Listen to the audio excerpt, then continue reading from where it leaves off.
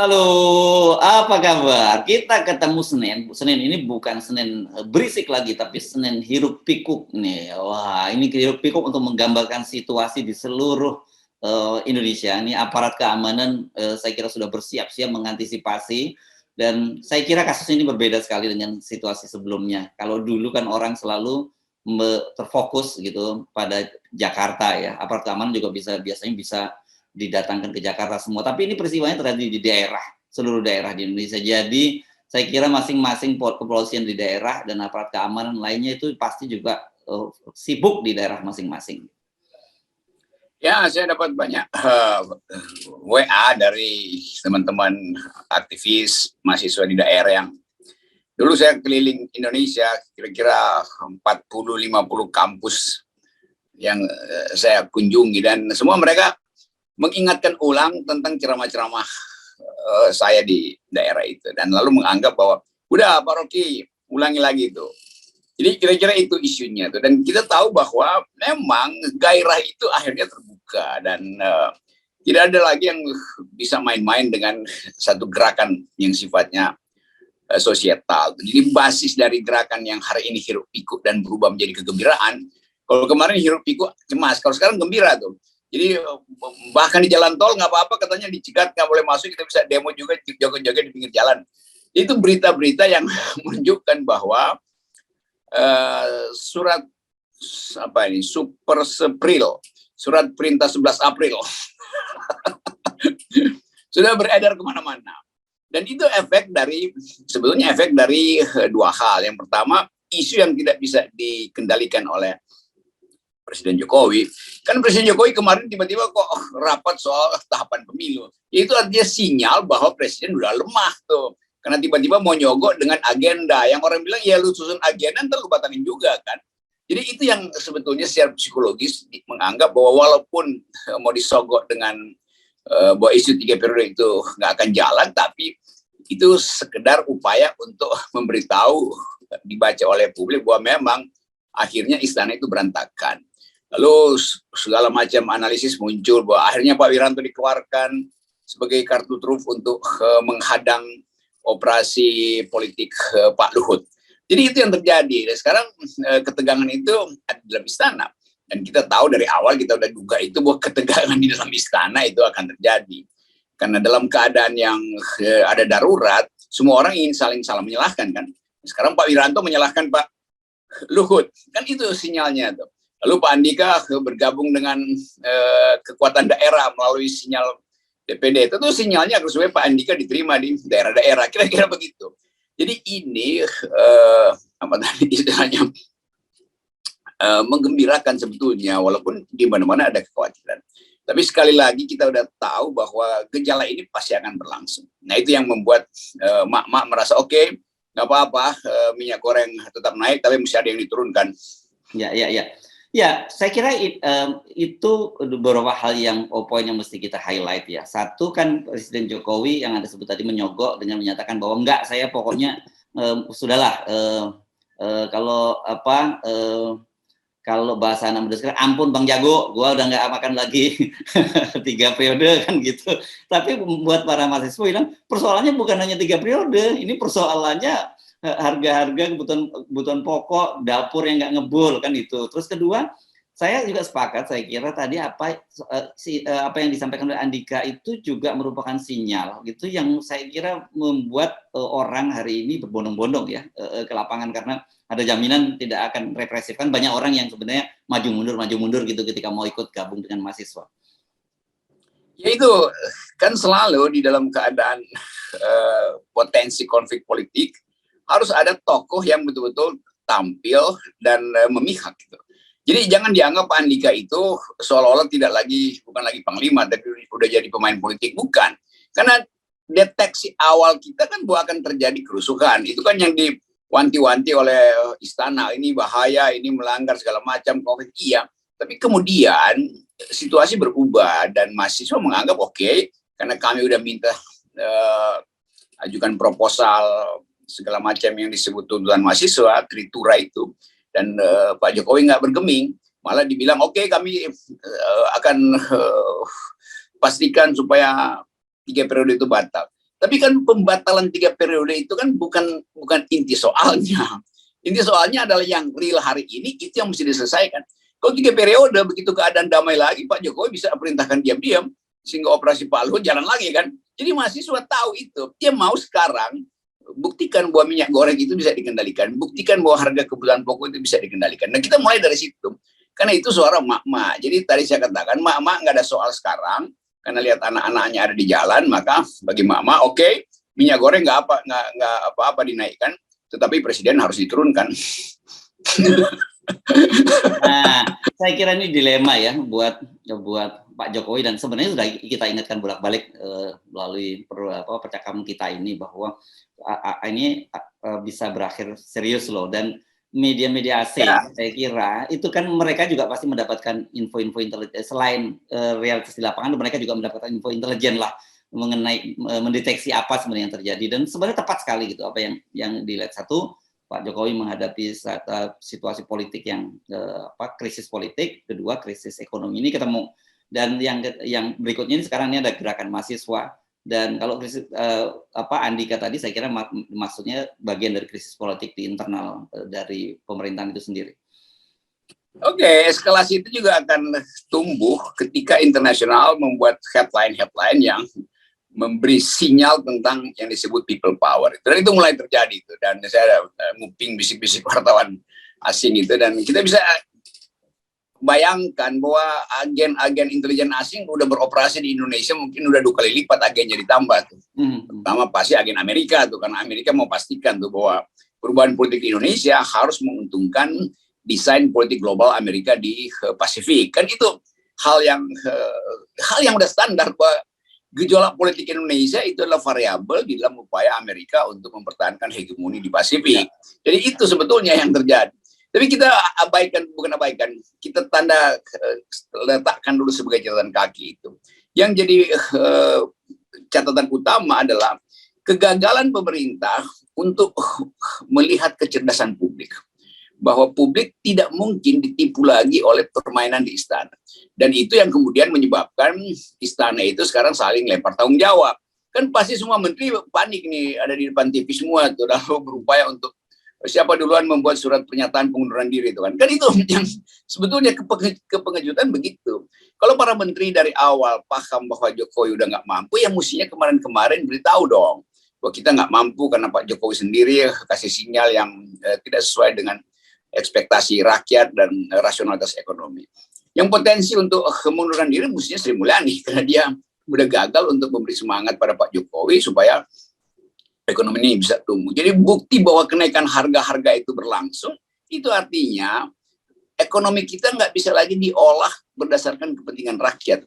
Kan setiap kali ada argumen kan, ya rakyat mesti mengerti, ini kan kenaikan harga ini global. Ya memang kita tahu semua itu. Kalau begitu pemerintah nggak usah ada, ikutin aja pasar global.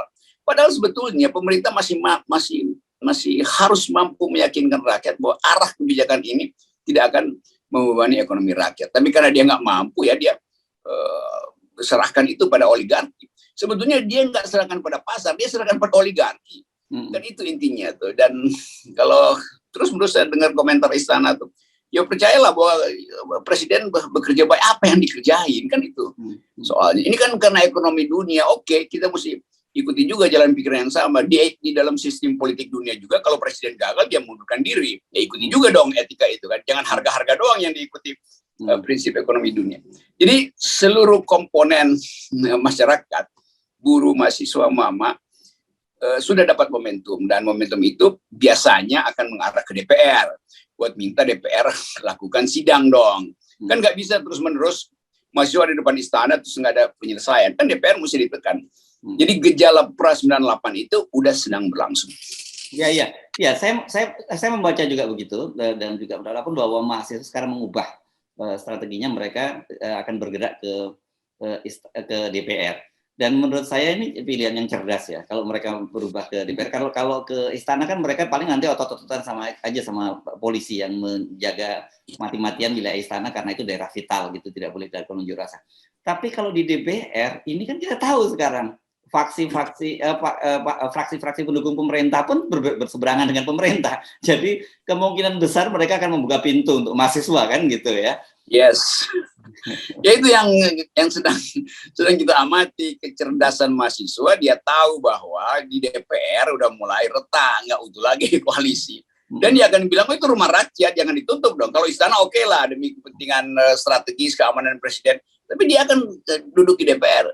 Nah kalau DPR diduduki itu artinya nggak ada anggota DPR yang berani masuk ke situ. Lalu mahasiswa bikin sidang rakyat di situ kan, lalu internasional beritain itu. Jadi jangan anggap bahwa mahasiswa itu sepinter BEM yang disogok oleh Wiranto kemarin. Kan? ini lain, ini cara berpikir mahasiswa yang otaknya bagus-bagus. Kalau setiap kali diskusi kan, kalau saya lagi webinar itu pertanyaannya gila-gilaan tuh. Ya, jadi udahlah ini kalau kita bilang Pak Jokowi ya lempar handuk lah. Oh ini masih bisa bertahan berapa lama kalau gelombang itu udah jalan itu kan. Ya memang kita inginkan Pak Jokowi Lancer dengan cara yang soft landing di 2024. Tapi kalau sejarah minta yang lain, ya mesti ada sidang darurat sekarang di kabinet itu.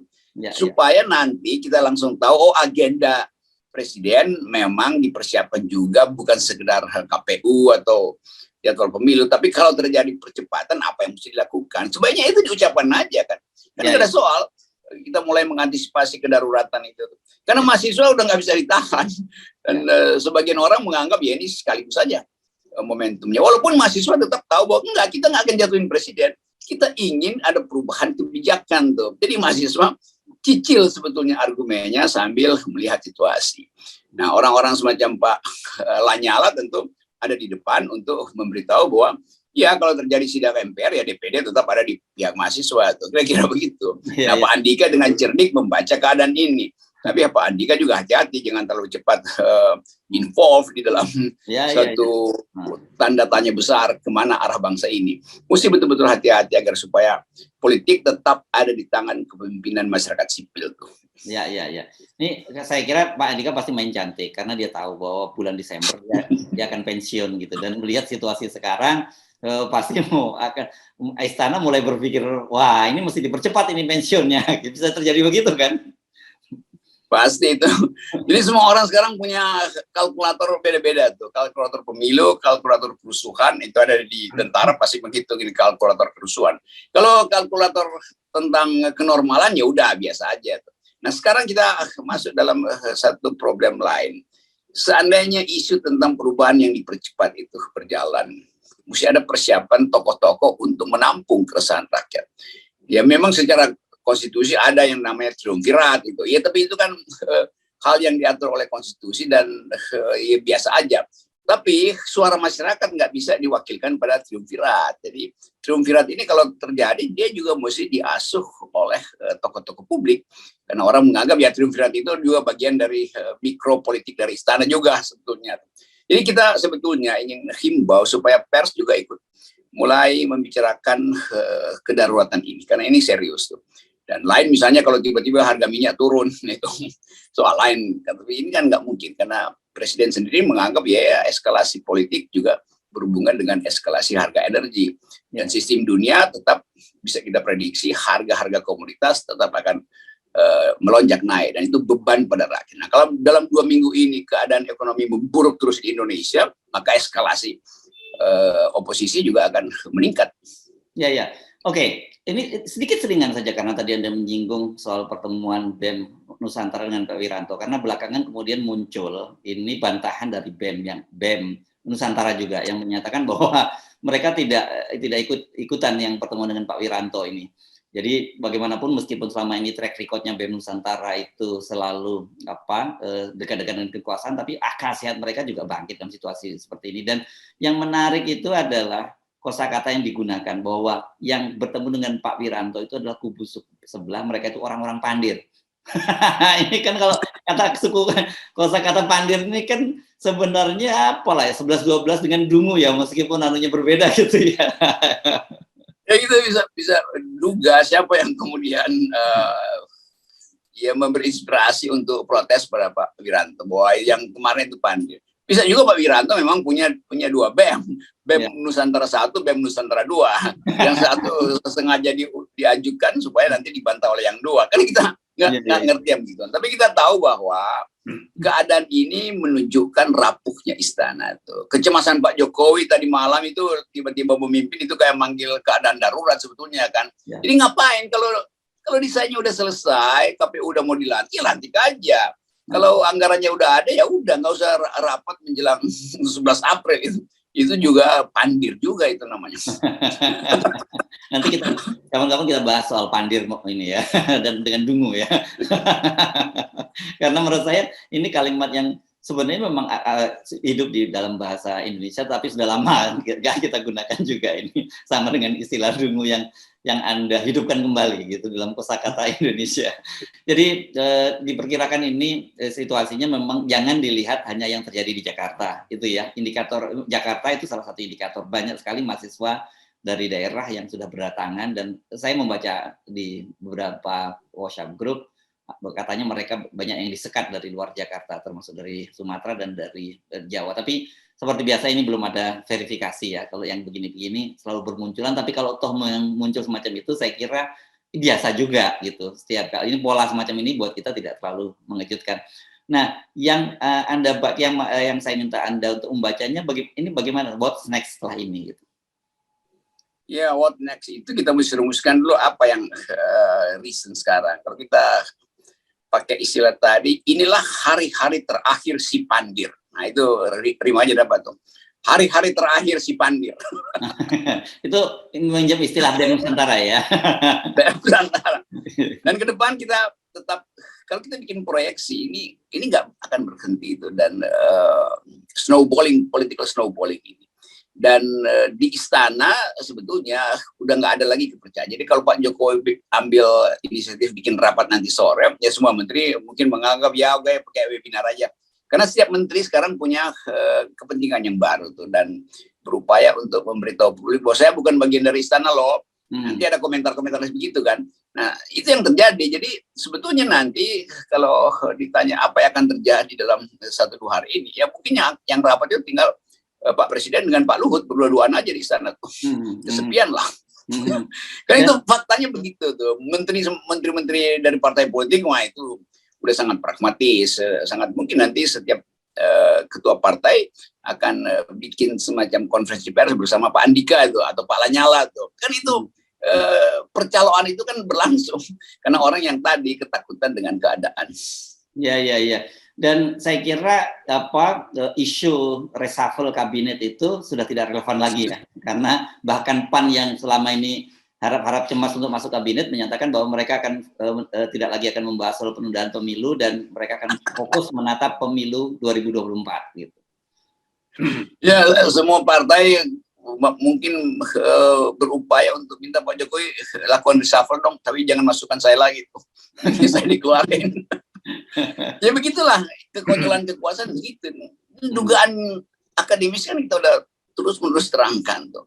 Tapi intinya sebetulnya kepanikan itu terbaca pada kedaruratan rapat tadi malam, dan itu juga konyol. Ya mesti rapatnya nantilah 12 lalu dan beri presiden tenang. Ya Presiden tiba-tiba manggil rapat menteri di hari Minggu, dan apa urgensinya? Semuanya memang udah dijadwalin, dan dan rapat itu kan diatur sedemikian rupa supaya pidato presiden itu didengar oleh mahasiswa. Yang masih bilang ya biarlah si Pandir ngomong, tapi inilah hari-hari terakhir dia. Kira-kira begitu sinisme di kalangan mahasiswa. Ya. Jadi saya memang saya selalu menyebutnya itu sebagai mood publik gitu ya, Bung Rocky ya. Mood publik situasi ini sekarang berubah, dan ketika saya mau memutar pidato Presiden Jokowi itu sendiri di channel saya wanti-wanti agar mereka nonton sampai habis gitu, jangan di skip, karena mereka sekarang ini rata-rata sudah terlalu skeptis dengan kalau saya baca-baca komentarnya begitu. Untung diingatkan oleh Bung Hersu, kalau enggak udah saya skip aja gitu. Mereka bahaya ini. Psikologinya memang udah begitu, dan kita pulihkan kembali akal sehat untuk menuntun perubahan ini. Jangan sampai masuk di dalam jebakan-jebakan pertumpahan. Kalau pertumpahan keringat masih bisa lah, jangan sampai ada pertumpahan darah, karena isu dendam tetap ada, isu sara, isu agama Jangan itu yang diajukan. Tetap kita fokus bahwa pergantian kekuasaan adalah hal yang biasa dalam politik, dan dalam krisis politik semua orang ingin ada tokoh baru yang bisa beri harapan pada masa depan. Tapi kalau tokoh-tokoh itu juga nggak bisa, ya mahasiswa bisa bilang ya kami sendiri bisa memimpin negeri ini kan. Jadi situasi itu bisa berlangsung kapan aja. Tapi tetap saya percaya bahwa kepemimpinan intelektual juga sudah ditumbuhkan sekarang. Ya, ya. Dan itu berarti ke depan orang akan cari pemimpin dengan visi intelektual, itu poinnya. Ya, dan itu sebenarnya nggak jauh-jauh kan terjadi di negara sesama Asia, di Asia Selatan ya. Hari-hari ini kan terjadi pergolakan politik di mana di Sri Lanka dan Pakistan gitu, dan mereka diturunkan kabinet di Sri Lanka, kabinet mundur, sementara di Pakistan ada mosi tidak percaya. Tapi memang beda, mereka sistemnya adalah presiden, ada mereka parlementer gitu ya. Walaupun kita presidensial tapi semi parlementer juga sebenarnya, begitu ya. Betul. Nah, ini suasana sejarah, orang akhirnya melihat bahwa perang Putin dan Ukraina dan Rusia itu dua negara perang, Rusia dan Ukraina, tapi yang presiden turunkan adalah Pakistan, Bangladesh, ada di Amerika Latin juga. Mungkin udah 6 presiden yang jatuh karena perang Rusia Ukraina. Walaupun nggak ada kaitannya, tapi suasana itu akan masuk ke Indonesia. Jadi fasilitas-fasilitas pikiran dunia akan ikut memberi vitamin perubahan pada Indonesia. Dan orang berpikir ya kalau masih terlalu lama ya mending sekarang aja. Tapi kegiatan ini tetap dipantau pasti oleh Istana, dan Istana kita mau dengar nanti jam 12 nanti Pak Luhut mau ngomong apa, Pak Mahfud mau ngomong apa, Pak Muldoko mau ngomong apa. Mungkin mereka kehilangan kalimat karena udah ketebak duluan apa yang mereka mau ucapkan itu. Kira-kira ya itu suasananya. Jadi kita nonton perubahan atau dalam bahasa. Kalau kita meminjam judul lagu lama, lagunya Scorpion ini Wind of Change gitu ya, sedang berembus gitu, pasti meskipun jauh di sana di Asia Selatan, tapi ya kan namanya Asia Tenggara juga nggak jauh-jauh amat dari Asia Selatan. Ya itu Wind of Change, and we are witnessing a history in the making. Semua orang sedang nonton sejarah baru nih. Ya udah kita pelan-pelan susun agenda yang bisa dipastikan. Agenda berikutnya pasti memerlukan kurikulum yang disusun oleh masyarakat sipil.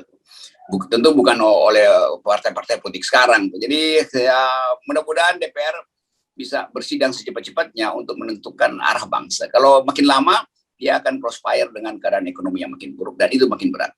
Yes, oke. Terima kasih Bung Rocky. Tetap 0%. 0% adalah alternatif terbaik. Oke.